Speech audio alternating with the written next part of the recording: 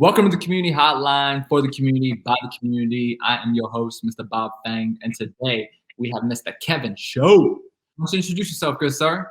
I'm Kevin Show. I'm a personal trainer out in West Hollywood, California, and I'm Asian. How'd you get those big biceps, man? Were you always this big, or what happened? Oh man, I was like most Asian dudes. You know, what I mean, I was a little cat. I was like a buck 20 soaking wet. You know, when I was full grown. So I started lifting when I was 23, and then I really got into it. All right, well, let's jump into the first topic of the day. Then let's talk about money. What is money? In your opinion? Money is a form of power. You know what I'm saying? In the world that we live in, it's a form of power. It enables you to have some freedom. It's not evil, if you don't let it be evil, but it's something that can be used for good, something that can be used for bad, but it gives you power to do things. How has your experience with money changed from when you were like in high school to now? So, like my past, I started selling drugs when I was 15 years old. So I got caught selling drugs, and I basically sold drugs until I was 28 years old. And I think my concept of money, I didn't really think I was going to be here at like 35 years old. So I just spent money, and I was just trying to make it as quick as I can. So now I think about longer term investments. I think about making, real passive money now, and not just working time for money, because working time for money doesn't end up, it has a ceiling. It doesn't end up making you big money. So how did you get into flipping drugs for some cash? Honestly, man, my friend, he was just like, yo, I got a couple bags of weed. And so I started selling weed, and then I got busted when I was 15 years old. I went to a couple lockup schools out in near Philadelphia, Pennsylvania area.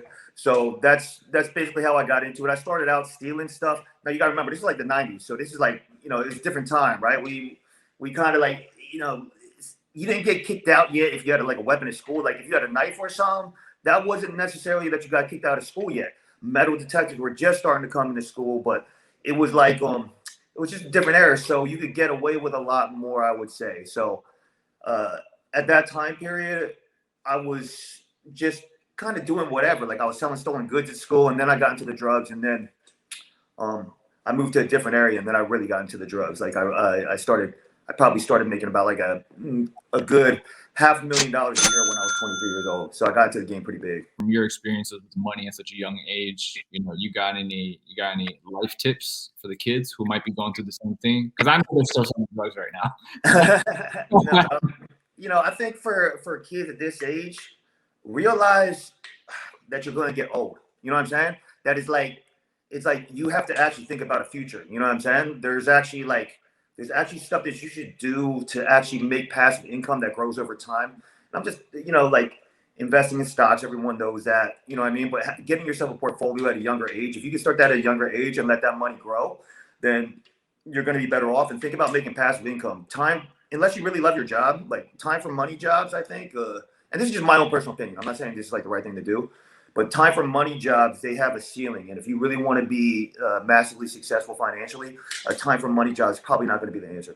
How did you like manage your like $500,000 at 23 when all that cash came in? Was there like a system you had in place? Did you have an accountant? So like I'm getting into like the little bit more fine details of it. So I would do accounting with like certain code words. So like A would be 1. B would be 2, because if you ever got arrested, and they caught your papers, they couldn't really, they'd have to prove that those things meant that in terms of money wise. So I keep track of the money myself, and you would literally have lump sums of cash. So you could count your cash. You'd have a money machine. It's not like you're looking at an electronic thing. It's like you're pulling that out of a safe. You know what I mean? You're actually pulling the money out of a safe and physically counting it. So yeah, I would use a money machine. I mean, because if you have $100,000 in cash, even if you're sitting around with 3-4 people, you're counting that with 3-4 people, it's going to take you half an hour. So, you got money machines, you got your little safe, and, hopefully you don't have people steal the money that's helping you count your money. So that's how I did it. Not very complicated. What were your parents thinking about this whole time? Did they know, or what was going on there? My adopted parents, I don't really like have like a great relationship with them. I never met my real parents because I was adopted. I lived in the orphanage until I was 4. So there's a lot of parts that jump around to my story, but my adopted parents, they kicked me. They kicked me out of the house when I was 18 years old. I lived in the Salvation Army. I was probably in and out of the streets for 6 months. So I was like sleeping on park benches. I go to Salvation Army. I get kicked out. There's another place I lived at called Safe Harbor. I get kicked out of there because I was actually addicted to drugs. So I was addicted to heroin. I was addicted to crack. So at a very young age.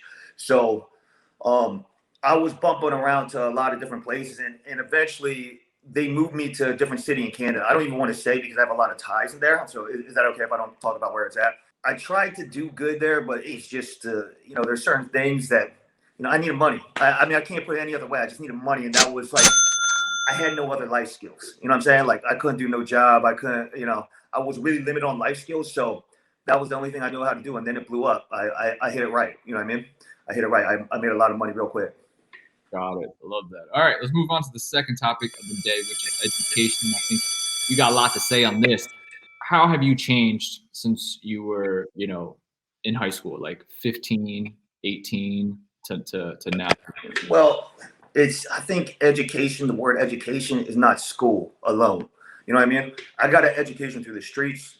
I got an education through the homeless shelter. I got an education actually being Asian in areas that weren't Asian. So that gave me a different type of education. So, some people get an education through the military.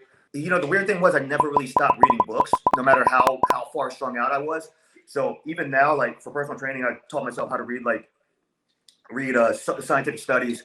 I've taught myself inferential statistics. So I always believe in educating yourself. Formal education, some people for some jobs is great, but I think it's not the end all be all. And my mindset about that hasn't actually changed at all since I was 18. I think I've thought that all throughout life that, there's education in different forms.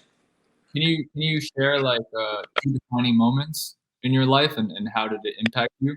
Okay, so being adopted obviously is like a defining moment. I think what white people don't understand, I had a white family, is that things are different for you as a minority. Like they didn't get that concept. They're like, no, nothing's different for you. You're just making that up in your own head, but they are. The way that people perceive you racially actually dictates a lot of your life, even more than you realize. You might want to push it aside, but you got to realize that us being Asian, people aren't going to look at you the same way. You know what I'm saying? They already have stereotypes about you. The one good stereotype is they believe you're smart. So like I say anything to them, they think like I know something. You know what I mean? That's the good thing, right? But there's a lot of stereotypes. And being in a black and white area growing up, that was a massive effect. So being adopted, of course, and I guess the other big moment of my life was at the end of my drug dealing phase. I was spending about 10 grand a week on injecting Oxycontin. So I was a drug addict at that time. That's how I screwed everything up. I had a $50,000 hit out of my head. I sold all my guns. I used to sleep with a bulletproof vest on, and I thought it was over for me. But I saw a show, and in this show kind of like made my mind switch. I saw a show where this guy, he was like and I'll never forget this. He was like the tough guy in prison and everything, and he was the guy that everyone was scared of, and he would bully everyone, and he killed somebody. So then he met the mom of the person that he killed, and she was crying. She was real emotional, and he was a black dude, and she was just like a nice black woman. You could tell that he looked at her and he felt something. You know what I mean? And she told him, she said, "You took my son," but she's like, "I forgive you." And something happened to him. You know what I mean? It's like he wasn't too far gone. And when I watched that happen, like he almost broke down in tears because he realized something, that there was still a part of humanity left in him. And I went so far one way that I thought I was never coming back. And when I watched that show, I was like, maybe there's a part of me that can come back. So I actually called my adopted parents, and it made me think that maybe I had something left. You know what I mean? I love that. What do they say when you called them? I called them before, and one time they're like, no, but this time I think they heard something. It's weird. People sense a vibe in you. I believe that, right? There's like a certain energy that you give out, right? I think when you talk, you can kind of tell when that person's energy is like not right and it's lying. But this time, I think when they heard me talk, they heard a different sound in my voice. Like I really did want to change this time, and I did. So then they put me in a rehab in California, and they helped me out. They did. They really helped me out with that. That's great. That's great. I guess what are some challenges you went through being adopted besides the whole racial thing? Have you joined like Korean adoptee groups and stuff? I mean, my parents tried to make that They tried to make me do that when I was younger. That wasn't like really my thing. Like honestly, I haven't connected with Asian people that much. So maybe that's one of my challenges. Like if you're adopted, you kind of feel like you don't belong to any race. You know what I'm saying? You're like your own race. You know what I'm saying? You're like this. I don't know. You're the adopted Asian race. You know what I'm saying? So I think that was the big thing for me, and I think that's probably what led me down the wrong path. To be honest, is because that I hate to say this because I don't like to admit this because you want to admit that you're like better than that and that you're like more man than that and that it doesn't like affect you. You know what I'm saying? Like you just want to be like tough, like no. But the real thing is like you actually really do get affected by that. So when you don't feel like you fit in, you're kind of messed up. You know what I'm saying? Right, right. What I guess for me, I work with a lot of students, and I think that's a common theme, right, around kids who just don't feel like they fit in because whether they're immigrants and they come to this country and they're like, I don't really feel like I can relate to what's going on and like around me. Yeah. So how did you get through that, in your own life? Do you feel like you fit in now, or are you still just kind Yeah, of I mean, two things. I feel like I fit in because I realized that fitting in doesn't really mean anything. You know what I'm saying? That's what I realized. I realized that, elaborate on that? yeah, you're right. So it's almost good not to fit in because when you fit in, it's actually harder to make a lot of money when you fit in because you just follow what everyone else is doing. It's actually harder to be somebody when you fit in because if you just fit the mold, you're just a crowd. You know what I'm saying? But it's like the purple cow analogy, right? You know it's the purple cow. You know what I'm saying? If there's a purple cow, you're gonna notice that purple cow. You know what I'm saying? And you're gonna look at it like in amazement. You're like, yo, that cow is purple. You know what I'm saying? So that's kind of how I feel. Is like it's better not to fit in now because you know I'm just doing me. Very rarely do you meet, and I'm not trying to be an individual, but very rarely do you meet people anymore. Well, we're in LA, so it's a little bit different. So, but very rarely do you meet people that are true individuals. Usually, and I'll tell you the most important thing about being adopted. The biggest benefit is that I actually never thought my parents were my parents. You know what I'm saying? So most people's whole vision of the world is constructed off of what their parents think, right? My vision of the world is completely constructed off my own experiences. So there's a little bit more objectivity to the way that I view things than most people, because most people see the world through the eyes of their parents. In your adopted family, did you have siblings in that family, or was it just Yeah, you? yeah, yeah, yeah. I don't talk to them. Like I haven't talked to them for like 8, 10 years. So growing up, generally, then you were kind of pretty much all alone in your own little like bubble. Yeah, well, I was away a lot. You know what I'm saying? I was actually I mean, I'm not even lying when I say this, but I was actually a martial arts champion. So I lived with my martial arts teacher when I was 16. Oh, I went to a bad kid school out there because I wasn't allowed in the regular school system because I had 2 felonies and a misdemeanor. So I went to a bad school out there, and then when I came back home, I got addicted to heroin, and then they sent me up to a place in Canada. I just did all sorts of crazy stuff when I got up there. It was like the kid from Philadelphia who was, I had that Philadelphia mentality. You know what I mean? So yeah, I mean, I'm not really close with my siblings, and I mean, I don't even call him my brother. You know what I mean? That's how weird it is. I don't even call him my brother. how do you get over like heroin addiction? How do you get over addiction? Well, I mean, like I must have gone to rehab like 8 to 10 times. And heroin's tough because heroin and oxycontin's tough because you actually have a physical addiction. Like you'll be violently ill when you stop. To be honest, what really ended up happening was I told you about all that stuff that happened before and where my parents. I mean, I had a hit in my life. I OD'd like twice in a week. Um, I sold everything I had. I had no couch in my apartment. I was about to get evicted, and I was at the bottom of the barrel. Like I think everyone has a rock bottom, and when you hit that rock bottom, there's like one or two ways that you're gonna go. You're gonna be like a homeless person on the streets forever, or some people wake up. You know what I mean? And I think I woke up. I think that's how I got over it. So you mentioned you got like felonies and stuff. So you've been to prison and stuff, been to jail. So I've been to jail. I've been to juvenile facilities, and then I've been to adult jail for a little bit. Yeah. Okay. Well, you got like what is that experience like? What about the people who, what if they get arrested for the first time? What are some tips, some education? There's a couple of thoughts that I have on this. I mean, some of the kids that I talk to, like some of the kids that I like that might be listening to this, they might be so far down the path that anything that I tell them it doesn't matter. You know what I mean? Like that was like me. Like they're so far sold in like into gang life and doing this and that. That doesn't matter what I say. So no matter what I say, it's not gonna have any effect on them. But for the kids who are kind of sitting on that edge, you can get back anything in life. You can get back your car. You can get back cash. You can even probably get back your woman if you break up with her. But the one thing that you can't get back is time. And what doing drugs, selling drugs, and going to prison, what that does for you is it kills your time. And what is your life? Your life is essentially time. So if you kill your time, you're killing yourself. And that's the best way I can put it. I'm kind of speechless. Oh wow. Okay. That's such wise advice, man. Wow. Okay. I'm old. You know what I'm saying? I'm old. Oh, okay. What? You know stuff when you get old. You know what I mean? Okay. What was why don't you share, one more defining moment then? I mean, I gotta give credit to these people. You know what I'm saying? Like, so I worked with a lot of Mormons in Orange County, right? And they're like such like by the book people, and they're white and they're super Christian, and it's like everything I'm not. You know what I'm saying? Like I'm so one way and they're so the other way, and they accepted me big time. You know what I'm saying? And I'm not Mormon. You know what I mean? I'm not a Mormon person, but that was very defining to see people who are like suburban, white, to truly accept me as a person. You know what I'm saying? That was a huge defining moment in my life, and I think after that, I kind of was like, you know what? Maybe a certain group of people isn't out to get me. You know what I mean? Isn't out to judge me as much as I think they are. You know what I'm saying?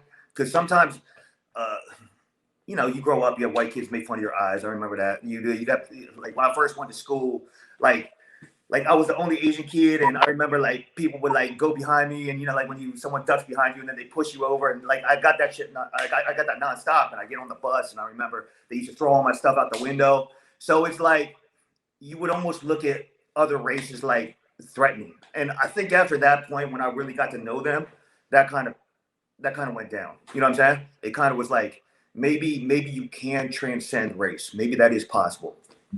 I feel that. How did you get involved with the Mormons? Well, I personal trained, and I started training their kids, and there was this one Mormon lady, Kim Marquet. I know she's gonna watch this if I tell her to watch this, but she introduced me to so many Mormon people, and it was from the heart. You know what I'm saying? They never asked me to join their church. They never asked me to do any of that. It was actually from the heart. When she did that, it's like it was pretty amazing. You know what I mean? Because really, they helped me out a lot, and they really made me feel like you good with us. Feel it. Next step, man, you're gonna marry a Mormon chick. Yeah, hey, I don't know about that. You know what I'm saying? All right, let's move on to the last topic of the day, which is age-old question: what is love? I'm gonna start out what love is not. It's not codependency. You know what I'm saying? So I think a lot of people envision love as codependency. I think love is something deeper than maybe what we think it is. So I think love is almost to the point of like something that's spiritual, like inner peace, deepness. You know what I'm saying? A deeper feeling. So, when I think of it this way, if you love is almost to the point of divinity. So this is how I think of it. If you look at us, right? We have 50 trillion cells in our body, right? They all have to work together in order for us to survive. In order for those cells to even survive, the earth has to rotate at a certain speed. The sun has to rotate from a certain spot away. There has to be a certain amount of trees that give us oxygen. You know what I'm saying? Yeah. The way that it works, it's so divine. And I think that's what love is. Whenever you feel the experience that's very divine, that's like love. You know what I'm saying? Like when you have a really good relationship with a woman or a person, it almost feels like it's divine. You know what I'm saying? And that would be my definition. Divine. Okay. How do you show love to others? I think through action. I think like you can talk a lot, but the people who talk a lot, I think that doesn't mean anything. My friend, this is a good story. This is like another street story, but this is a great story, right? So my friend, a guy who raised me on the streets, he told me a lot about the streets, right? Philadelphia cat, like old school dudes from the 70s. He got. His friend just came out of prison, and my friend was already in prison for a lot of years, but his friend just came out of prison, and they were in the car together, and they had what's called P2P in the car, right? So my friend didn't know, right? He had what in the car? P2P. They use it to make crystal meth, right? Well, what ends up happening is his friend just had a baby, right? Like and he just got out of prison, like literally 2 days getting out of prison, but the FBI followed him. He just had a baby, right? So the cops pulled him over, and my friend, so he could be with his kid, took his prison time. He did 3 years for him. That's true love. You know what I'm saying? When you could sacrifice a part of yourself and your own comfortability for someone else, that's love. You know what I'm saying? That's what you do when you got love for somebody. I feel that. I respect that. Who was your first love? Ooh, man. God, man. I don't know, man. I dated a lot of girls. I had one dated a girl for 3 years, dated for 6 years, but man, I don't know. That's a tough question because you got to remember a lot of times with this, I'm gonna be serious. A lot of times with this, I was really doped up on drugs. You know what I'm saying? I was messed up on heroin for 10 years, and I was in relationships. So that's not like a healthy thing to be in either. I think a lot of people are in relationships for the wrong reason. You know what I'm saying? A lot of people are in relationships because they're looking to complete themselves and through somebody else, which is not good. You know what I mean? Absolutely, absolutely. What about your self-love journey? Where are you at right now on that? Yeah, I'm in a good space with that. You know what I'm saying? Because like what I said, when you realize that being different can be advantageous and okay, that puts you in a much better mental space. And before I didn't realize that. You know what I mean? Yeah. When you can just be you. But the problem is with that, I think like a lot of younger kids, how old are the kids that are gonna be listening to this probably? So generally just anyone going through the transition from middle school to high school and then high school to college. See, and those are ages where people don't really know themselves. They're trying to be something else. You know what I'm saying? They like trying to, So yeah, that's self love is important. You know what I mean? That's why they're hearing it from you, right? To know Hey, you were struggling when you were earlier. I think that whole sense of identity thing that you're talking about. yeah, I think a lot of kids go through like self-esteem issues. yeah. And like that self-confidence. Was there like a specific time or moment when you kind of, was it just through life experience that you gained the confidence or?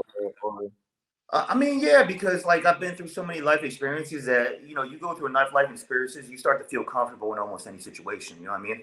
So that's what ends up happening. Like I work with people that are worth several hundred millions of dollars now.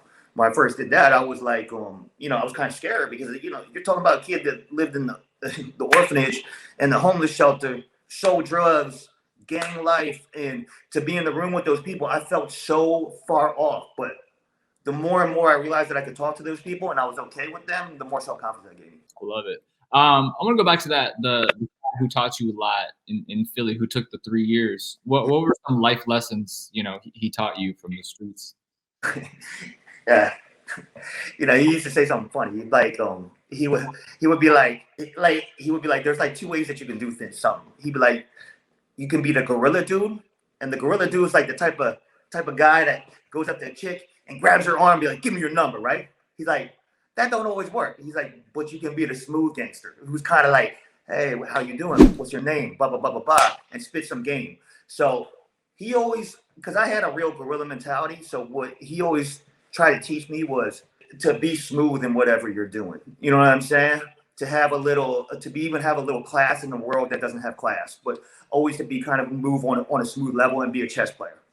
Okay. And how have you recently applied that into your life? Yeah, I mean, listen, every move that I make, like, okay, so like the people that I hang out with, they all make more money than me. You know what I'm saying? I don't hang out with people that are poor than me because if you hang out with people that make less money than you, chances are you're not going to get big money. So you got to be with the people that are more successful than you because they have a lot more to teach you. You know what I'm saying? Not saying that, a guy who has less money can't teach you something, but money begets money. You know what I'm saying? So that's a chess move for me. I try to strategize my life by putting myself around people who are giant successes because it will rub off on you.